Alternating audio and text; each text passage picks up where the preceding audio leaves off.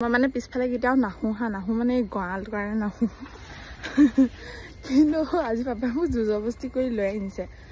আৰু লৈ আনিছে মই এতিয়াহে দেখিছোঁ এইপিনে আছে ৰবাব টেঙা ৰঙা জাতটো ৰবাব টেঙা ঢেৰ লাগি আছে মই ইমান গমেই পোৱা নাছিলোঁ আৰু এইফালে মধুৰি গছত মধুৰি লাগি আছে গঁৰালৰ ওপৰত কোমোৰা লাগি আছে মই দেখাই নাছিলোঁ এতিয়া কোমোৰা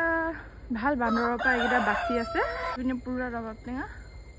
হাতৰ পৰাই ছিঙিব পাৰি এনেকৈ পুৰা লাগি আছে আৰু এই গছত পুৰা মধুৰি খালি মধুৰি বাচি নাথাকে কাৰণ বান্দৰহে যি আমাৰ কুকুৰা গঁৰালত সোমাই আছে